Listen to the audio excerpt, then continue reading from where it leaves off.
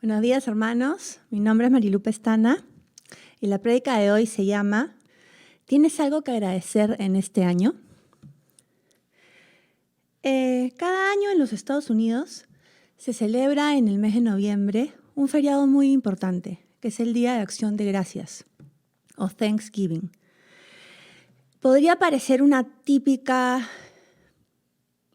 feriado americano. Sin embargo, como cristianos, como creyentes, debemos conocer que esto es un gran ejemplo a seguir. En el año 1620, un grupo de ingleses cristianos decidieron dejar su patria, su empleo, sus seres amados, para poder tener una vida diferente en el Nuevo Mundo, en América. A diferencia de los conquistadores españoles que viajan al Perú y a Sudamérica en busca de riquezas, de títulos nobiliarios, de tierras, los ingleses emigraron por otra razón totalmente diferente. Y esto era alabar a Dios con todo su corazón, de la forma en que Él enseñaba en la Biblia. Ellos buscaban libertad para adorar, pureza para enseñarle a sus hijos el Evangelio, sin restricciones, sin política. A estos hermanos que llegaron al norte de América se les llamó los peregrinos. Fue así que en agosto de 1620, 202 ingleses se embarcan en una embarcación llamada el Mayflower y durante 2 meses atraviesan el Atlántico para poder llegar a esta nueva tierra. Nunca se imaginarían la gran cantidad de dificultades que tendrían para lograrlo. ¿Qué dificultades tuvieron que atravesar? Por ejemplo, primero se tuvieron que despedir de muchos seres amados que no podían ir con ellos. Algunos de ellos tenían muchos hijos y no podían llevarlos a todos, tuvieron que escoger algunos y dejar a otros, sin saber si podrían volver a verlos alguna vez. Cuando llegaron a este barco, no se imaginarían la tormenta estacional con la que tendrían que pelear durante estos 60 días. Era tan hostil, tan aterradora, que incluso uno de los tripulantes fue arrastrado por la tormenta y se cayó. Y los que quedaban en el barco no podían salir de sus camarotes, no podían ni siquiera pararse de lo enfermos que se sentían, no podían comer porque el barco no paraba de moverse e incluso a punto de encallar. Luego de estos 2 terribles meses llegan a Plymouth, Massachusetts, y llenos de esperanza pensaban que por fin podrían alabar a su Dios. Pero no se imaginaban que con ellos llegaba el invierno de Estados Unidos. Un invierno cruel para el cual no estaban preparados, que no soportaron las semillas que traían de Inglaterra. Y fue así que mucha hambre, mucha enfermedad, hizo que de los 102 peregrinos, solamente pudieran sobrevivir 51. De 18 mujeres solamente quedaron vivas 4. De las 51 personas, solo 7 podían trabajar. Estos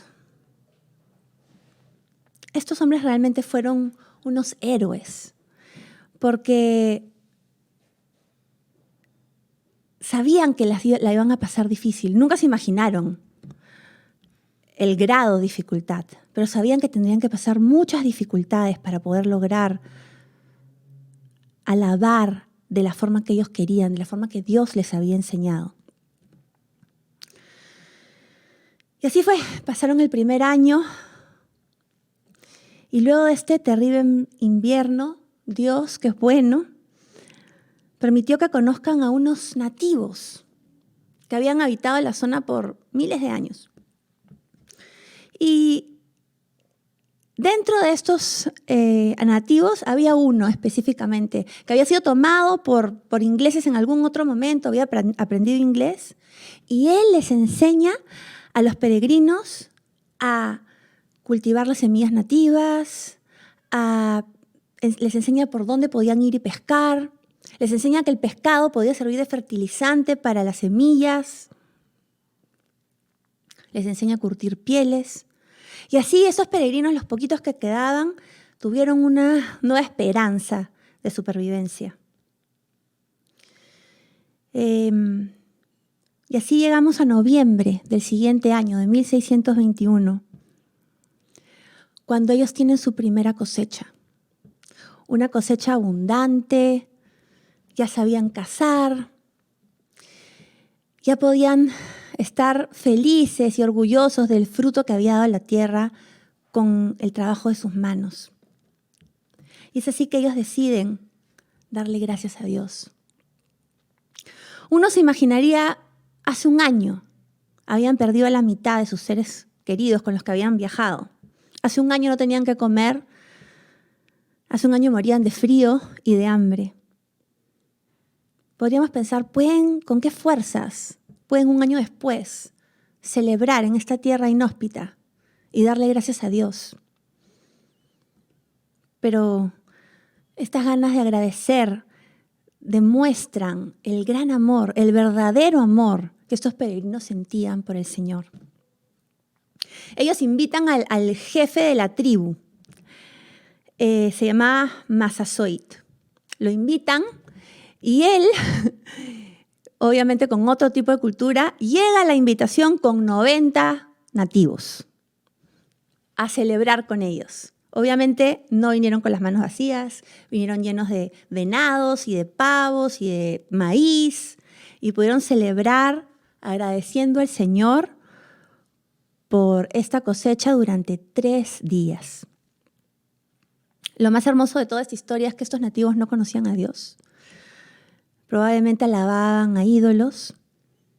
Sin embargo, los peregrinos fueron testimonio para ellos y todos juntos dieron gracias al único Dios, a Jehová. Y es una fiesta histórica hoy en día en Estados Unidos. Y luego de 400 años, aún se sigue celebrando cada mes de noviembre. Y bueno, algunos dirán, bueno, pero esto es una historia americana, ¿no? ¿Cómo nos toca? Nos toca porque a pesar de ser norteamericana, es una historia de un testimonio cristiano, de un grupo de creyentes que agradecieron a Dios el sustento económico, el poder tener libertad para alabar, para adorar, para buscarle. Y nos dieron una enseñanza de que ellos realmente amaban a Dios sinceramente al punto de dejarlo todo por Él. Y en el Señor no hay coincidencias. Estamos en el año 2020. Han pasado exactamente 400 años desde que estos peregrinos llegan a Norteamérica. Y en el año 2020 viene esta enfermedad horrorosa, el coronavirus, y nos trae, como a ellos hace 400 años, muerte, dolor, enfermedad, tristeza. Y la pregunta es, ¿tendremos algo que agradecerle al Señor en este año? ¿Tendremos ganas de hacerlo? Acompáñenme a Job, capítulo 1, versículo 1 en adelante. La palabra dice, hubo en tierra de Uz un varón llamado Job, y este era hombre perfecto y recto, temeroso de Dios y apartado del mal. Versículo 2. Y le nacieron 7 hijos y 3 hijas. Su hacienda era de 7,000 ovejas, 3,000 camellos, 500 yuntas de bueyes, 500 asnas y muchísimos criados. Y era aquel varón más grande que todos los orientales. E iban sus hijos y hacían banquetes en sus casas, cada uno en su día. Y enviaban a llamar a sus 3 hermanas para que comiesen y bebiesen con ellos. Versículo 5. Y acontecía que habiendo pasado en turno los días del convite, Job enviaba y los santificaba, y se levantaba de mañana y ofrecía holocaustos conforme al número de todos ellos. Porque decía Job, quizá habrán pecado mis hijos y habrán blasfemado contra Dios en sus corazones. De esta manera hacía todos los días. Pasamos al versículo 6. Un día vinieron a presentarse delante de Jehová los hijos de Dios, entre los cuales vino también Satanás. Y dijo Jehová a Satanás, ¿de dónde vienes? Respondiendo Satanás a Jehová dijo, de rodar la tierra y de andar por ella. Y Jehová dijo a Satanás, ¿no has considerado a mi siervo Job, que no hay otro como él en la tierra, varón perfecto y recto, temeroso de Dios y apartado del mal? Respondiendo Satanás a Jehová dijo, ¿acaso teme Job a Dios de balde? ¿No le ha cercado alrededor de él y a su casa y a todo lo que tiene? Al trabajo de sus manos has dado bendición, por tanto sus bienes son aumentados sobre la tierra. Pero extiende ahora tu mano y toca todo lo que tiene, y verás si no blasfema contra ti en tu misma presencia. El Señor accede a esta petición de Satanás, porque él sabía qué corazón tenía su siervo Job. El Señor le dice, está bien, prueba Job. Y Satanás lo prueba con todo lo que tenía. Con sus ovejas, con sus camellos, con sus criados, e incluso hasta con su propia familia, lo que más amaba. En un solo día, cada mensajero que quedaba con vida le informaba a Job que había perdido todo, incluso a sus hijos. Vamos a Job 1, 20 y 22. ¿Qué fue lo que dijo él cuando se enteró de esta tragedia? Entonces Job se levantó y rasgó su manto y rasuró su cabeza y se postró en tierra y adoró. Y dijo, desnudo salí del vientre de mi madre y desnudo volveré allá. Jehová dio y Jehová quitó. Sea el nombre de Jehová bendito. En todo esto no pecó Job, ni atribuyó a Dios despropósito alguno. Él perdió a sus 10 hijos. No los iba a ver crecer o envejecer, probablemente casarse, tener nietos, ser felices, estar tristes, darles un consejo. Perdió a sus siervos, a los cuales probablemente amaba entrañablemente porque los debe haber conocido de toda la vida. Perdió su sustento económico, pasó de ser un hombre rico a estar en la miseria. Probablemente hasta perdió su buen nombre. Que al enterarse de estas noticias, Job adoró y bendijo el nombre de Dios. Le dio la gloria y dijo, Él tiene la potestad para darme y Él tiene la potestad para quitarme. E igual lo voy a amar. Vamos a Job 2, versículo 1. Y Satanás no lo dejaba en paz. Y dice, aconteció que otro día vinieron los hijos de Dios para presentarse delante de Jehová. Y Satanás vino también entre ellos presentándose delante de Jehová. Y dijo Jehová a Satanás, ¿de dónde vienes? Respondió Satanás a Jehová y dijo, de rodear la tierra y de andar por ella. Versículo 3.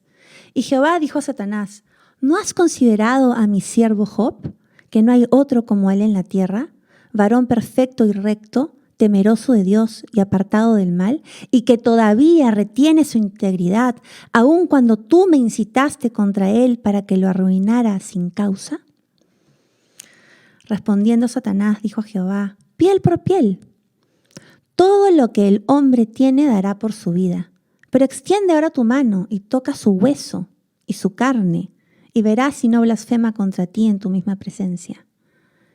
Y Jehová dijo a Satanás, he aquí, él está en tu mano, mas guarda su vida.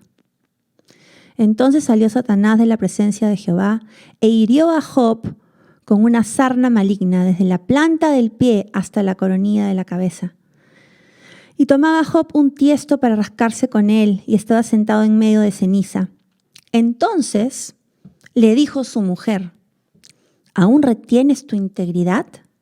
Maldice a Dios y muérete. Versículo 10. Y él le dijo: como suele hablar cualquiera de las mujeres fatuas, has hablado. ¿Qué? ¿Recibiremos de Dios el bien y el mal no lo recibiremos? En todo esto no pecó Job con sus labios. Job lo tenía muy claro. Todo lo que él tenía venía de la buena mano de Dios.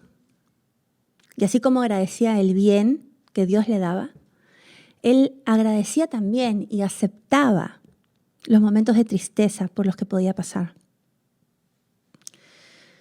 Y hermanos, aún en los peores momentos, ya sea la historia de Job o la historia de estos peregrinos, esos momentos difíciles son los que utiliza el Señor para perfeccionarnos como hijos de Dios, para salir purificados como el oro refinado. Recuerdo que hace algunos años una joven llegó a la iglesia, estaba casada y tenía hijos pequeños y su familia estaba casi en la ruina. Y ella llegó con una sola esperanza, que si ella buscaba a Dios con todo su corazón, que si ella realmente hacía lo que el Señor le pedía en su palabra, Dios podría salvar su matrimonio y a su familia. Y así lo hizo. Buscó a Dios, alabó, cambió muchas cosas en su hogar, se esforzó. Y Dios empezó a obrar en su vida y en la de sus hijos, en la de toda su familia en realidad. Sin embargo, con el tiempo algo salió a la luz. Y era que su esposo había sido infiel a su matrimonio durante muchos años. El dolor que ella sintió fue muy fuerte, muy traumático. No lo podía entender. Cómo se había esforzado tanto por agradarle a Dios, cómo leía su palabra, cómo enseñaba a sus hijos, cómo adoraba, alababa, servía. Pero aún así, no solamente esto salía a la luz, sino que no parecía haber ningún cambio en su marido, sino todo lo contrario. Ella lo único que le había pedido a Dios era que restaure su matrimonio. Y lejos de eso había salido a luz algo que ella antes ni siquiera tenía idea que sucedía. Y como resultado se molestó con el Señor, porque el Señor no le había dado lo que ella le había pedido. Al principio empezó a haber un pequeño distanciamiento, queja, molestia, y finalmente dejó de buscarlo. Nunca sabremos cuál es el propósito del Señor en su vida, ni en la de su familia. Nunca sabremos si era el principio de algo nuevo, si era el principio de una transformación, si era el principio de una decisión importante que tomar. Nunca lo sabremos. Pero lo que sí es importante saber es que debemos recibir tanto el mal como el bien, porque el Señor está haciendo una obra perfecta. En la palabra no dice que si buscas a Dios, tu vida será maravillosa. En la palabra dice que pase lo que pase, Él estará contigo, en las buenas y en las malas, y te fortalecerá. Y mientras hacía esta palabra, trataba de recordar todas las cosas por las que debemos estar agradecidos todos los días de nuestra vida. Y el fin de semana pasado, mi esposo y mis hijos y yo nos fuimos a comer a un restaurante. Y mientras que conversábamos, hicimos este ejercicio, ¿no? Decimos, bueno, vamos a pensar cosas grandes y cosas chicas por las que estamos agradecidos a Dios. Y quiero contarles a ver un poquito qué cosa dijeron, ¿no? Algunas eran muy espirituales, otras no. Bueno, primero yo dije estar agradecida por la salvación, porque Dios interceptó mis pasos en el momento perfecto, en el momento preciso, y si no lo hubiese hecho, probablemente no tendría la familia que tengo, probablemente no tendría la vida que tengo, y solo le puedo dar gracias a Dios por haberme rescatado del hoyo en el que estaba. Mi esposo decía que daba muchas gracias a Dios por la salud, que en este tiempo él apreciaba la salud más que nunca, le parecía más preciosa que nunca. Mi hijo Martín, refiriéndose a algo grande, decía que daba gracias a Dios por su casa, porque le parecía cómoda, le gustaba vivir ahí, estaba feliz. Y cuando pensaba en algo chico, decía que daba gracias por su huerto. Él tiene, en una terracita, han hecho un huertito con mi hija Micaela, han plantado unas semillas y todos los días riegan el huertito y salen. Hemos comido la vez pasada unas lechugas deliciosas que salieron del huerto. Ahora estamos esperando unos brócolis, unos tomates. Han crecido unos girasoles que son más altos que mi marido. Y él decía que agradecía por ese huerto, porque le encantaba ver los frutos, cómo iban creciendo. Micaela agradecía por su familia, porque estábamos juntos nuevamente, porque nos habíamos ido de viaje, mi hijo y yo, y 3 semanas no nos habíamos visto. Y también decía que daba gracias por el tenis. Ella hace tenis, hace deporte, porque decía que el tenis la relajaba y la distraía y la ponía feliz. Y uno podrá decir, pero qué tontería el tenis, pero a ella le da felicidad y ella le agradece al Señor por ese deporte. O una huerta, pero a ellos les da felicidad ver cómo la vida de unas plantitas van creciendo, cómo el Señor ha podido lograr esa perfección, cómo podemos comer de esos frutos. Y así como hay cosas grandes y medianas, hay cosas chiquitas.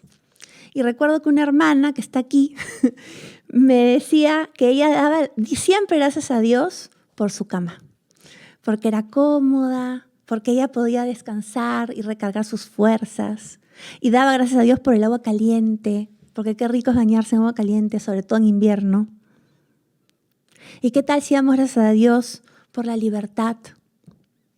Ahora que hemos estado en este tiempo de pandemia, encerrados durante tantos meses, ¿cómo yo aprendí a valorar la libertad que tenía? Que no sabía, no me había dado ni cuenta que la tenía, porque la damos por sentado.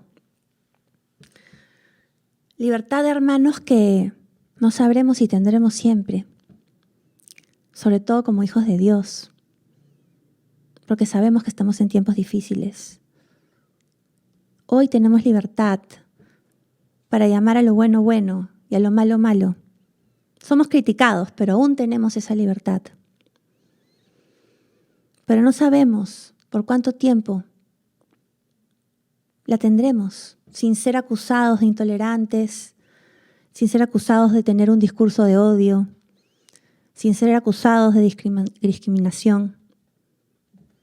No sabemos cuánto tiempo nos queda como iglesia para hablar con libertad de parte de Dios, sin ser perseguidos.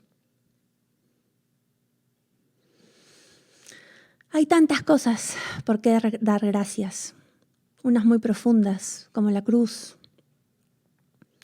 otras muy vanas, muy chiquitas, como puede ser la sal en un plato de comida, o una uña que protege el dedo pequeño de tu pie. No sé si alguna vez a alguien le ha pasado que se han golpeado esa pequeña uña que ni piensas que la tienes, pero cuando te duele, no paras de pensar en ella. Cada segundo, hermanos, es un milagro que agradecer a Dios. Cada respiro, cada latido. Realmente el Señor es un Padre amoroso, es un lujo el mundo que ha creado para nosotros, para que nosotros podamos vivir en Él. Es un privilegio vivir aquí. Y aún es un privilegio en la época que nos ha elegido vivir. Una época difícil, una época que probablemente sea una de las últimas, Pero aún así, es maravilloso que haya elegido a esta generación para que estemos en esta época, para que seamos testigos de Jesucristo, para que hablemos de su palabra, para que veamos la transformación, porque va a haber una transformación para santidad y para muerte. Y por eso estamos aquí. Y estemos gozosos, hermanos, gozosos por ese tiempo. Y yo les quería invitar hoy día a quitarnos ese cristal opaco con el que a veces vemos la vida, en el que nos quejamos mucho. La vez pasada estaba escuchando a una persona que es una líder de opinión, y ella decía, los jóvenes se quejan mucho en esta generación porque han sido muy engreídos y muy malcriados como sociedad. No han sufrido guerras, no han sufrido un holocausto, no han sufrido hambre. No han sufrido lo que han sufrido nuestros padres, decía ella, que joven. Han tenido todo desde que nacieron. Han nacido en una época de abundancia, de prosperidad. Entonces ahora todos se quejan, todo les molesta. Aquellos que tuvieron que sufrir guerra, época de escasez, época de inflación. Yo era muy chiquita, me acuerdo cuando no había azúcar, no había agua, no había luz, no había leche. Cuando tienes esas... Y bueno, yo era chiquita, yo no sufrí lo que sufrió mi papá por conseguir la leche y el azúcar y el pan. Cuando tienes esos sufrimientos, te das cuenta que es vanidad. Por eso, hermanos, es tiempo de dar gracias a Dios. Es tiempo de darle gracias por todo lo que nos has dado.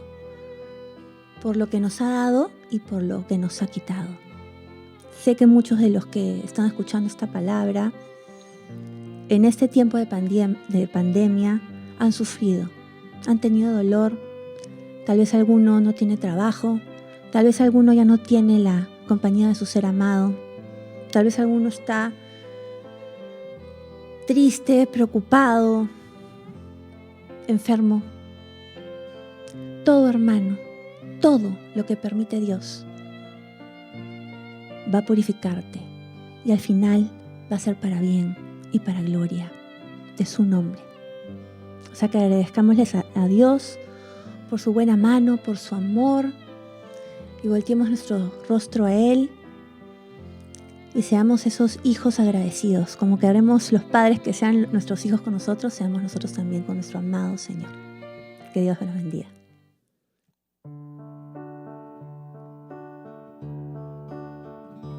Dad gracias con todo el corazón, dad gracias al Santo Dios, dad gracias, pues nos ha dado a su Hijo Cristo Jesús.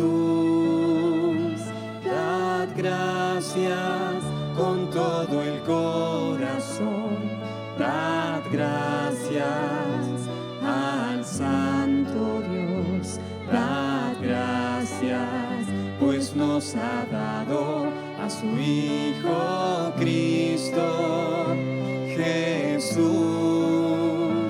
Y ahora diga el débil, yo soy fuerte, diga el pobre, yo soy rico, por lo que Dios ha hecho en mí. Y ahora diga el débil, yo soy fuerte, diga el pobre, yo soy rico, por lo que Dios ha hecho en mí. Dad gracias con todo el corazón.